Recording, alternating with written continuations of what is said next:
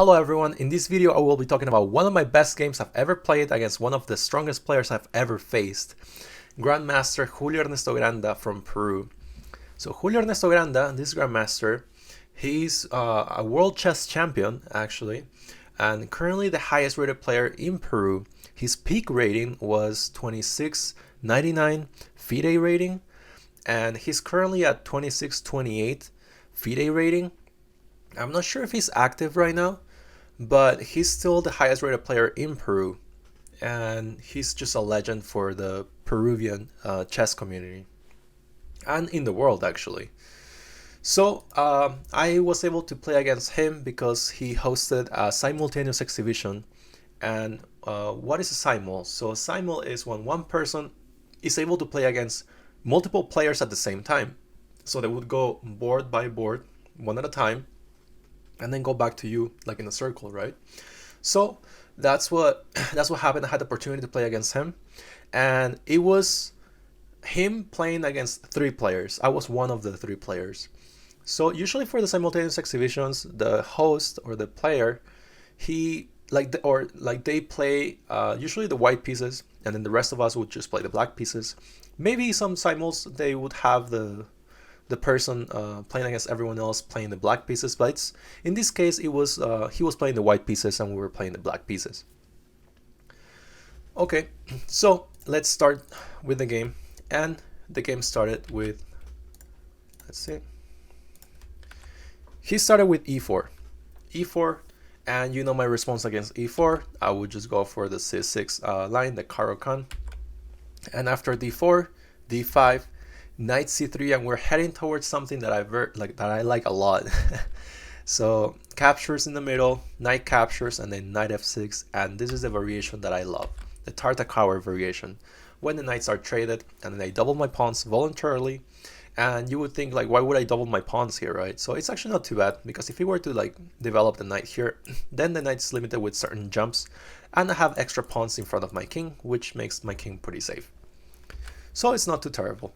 So c3, I go with my bishop to d6, bishop d3, and castles. Here he goes for queen c2, creating a battery. So queen bishop battery, looking at my h7 pawn. And I went ahead, because I don't have my knight. Usually in the Tartakower you have your knight in on f8 or something, so you don't have to stress out about h7. But here I just went with the move h6. And you may think, why not g6? The problem with g6 is that you are opening the dark squares. They still have a dark square bishop, and they can actually just launch an attack here with h4, h5 ideas, because they haven't castled their king yet. You know, so if I were to give a check or something, they can just defend with a knight. At one point, just move their bishop and then castle long, and then launch an attack here against my king. So that's not safe, and that's something I actually do against my opponents when I play the white pieces and I go with the Caro-Kann. So I went with h6, knight e2, and I went with rook e8. Rook e8 then castles, and I created a battery of my own. So my queen, my bishop battery, targeting the h2 square, and he went for g3. So just to give you an idea of what was going through my head and the way I was thinking about things, I saw that he was able to opened the light squares here and along the diagonal, and I still have a light square bishop. So I thought, okay, I'm gonna fianchetto my bishop on b7, and then at one point open up my pawns and have a good scope along the diagonal. So that's what I did. I went for b6, he went for bishop f4. In this case, I went for just bishop b7, because I don't want to trade my bishop and help him develop pieces, right? So I want, despite their level, the level of my opponent, I want them to play my game. I don't want to play their game. Okay, so I just went for bishop b7. He developed his rook. I moved my knight with the idea of bringing it to f8 to never worry about anything on h7. And then he captures, I capture back with my queen, and here I went with rook c8. So why not c5, right? That was the idea. Like I want to open up my bishop, and the thing is, like, I don't want to rush c5 because he doesn't have to capture. he can always just push the pawn forward like this and then block my bishop, and then my bishop doesn't really do anything here, right? So if I were to move it here, he has connect 4, and as you know, connect 4, once you connect 4, you win, right? So I don't want him to win. So I would have to probably develop my bishop like this somehow. Not ideal. So I don't want to rush with c5 because he can just block me with d5. So I just develop my rook, and then he targets my knight. So I cannot really move my knight yet without getting my rook taken. So I said, you know what, I made a mistake. I should have just moved to d8 in one turn. But that's fine. You can actually just move your pieces again if you made a mistake. Just try to fix your mistake. Try not to play on it and being stubborn, saying, you know what, I'm gonna make it work. You know, if you made a mistake, just accept it and move forward. So he tries to attack my queen through X-ray vision. I move my queen out of the way, and then he starts developing his knight. Maybe some future jumps, you know, here at one point, not sure. So I bring my knight to f8. That was the final goal. In the Tartakower, the knight is very good on f8, covering the h7, the g6, you know, e6, covering some good squares. He brings up the rook, and the idea is to try to double up the rooks to then push the pawn forward. I try to just, you know, trade my bishop because I can see that I can never push the c5 pawn without him just pushing the pawn forward. So I just went ahead with the trade, and he pushes the pawn forward. I went for the trade, and here I went rook to 6, and it's not too bad because if he were to bring the knight to knight over here to b5, he can target my rook, can also target my pawn. I can probably just go for a trade and then just grab a pawn. So not too bad for me. So he creates a battery, and then I start creating the battery to attack the d5 pawn, which is very weak, right? So I can try to target with a bunch of pieces, with the queen, with the rook, and somehow try to maneuver my knight to also target the pawn somehow. So he defends it, and now I start limiting the jump of the knight. So now I don't allow the knight to come to b5 by pushing the pawn forward. He goes for a3, and now I limit the jump of from the knight to a4. Moves the queen, and now I limit the jump on e4. And he went for 92. And the idea of 92 is that he wants to bring and find a better square for his knight, maybe at one point to d4, but maybe f4. And after the game, he told me that he really liked the move that I made here. Let's see if you can find it. You can pause the video too.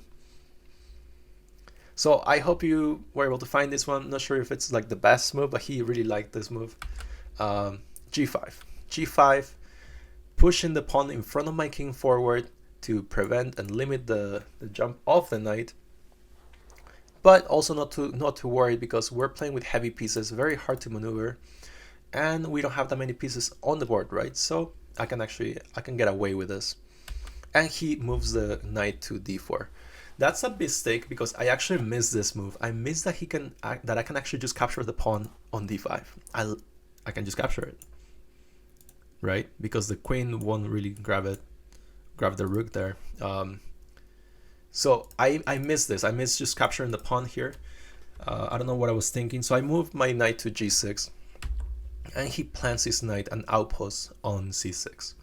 So here I have a very weak pawn here on f5, but here I have to just move my rook out of the way so it's not taken by the knight. Rook e2, and I move my king out of the way. And the idea is because like here there's some future ideas of like a fork between the rook, between the king and the queen. My knight's protecting it, but you know, I just want to prevent anything in the future.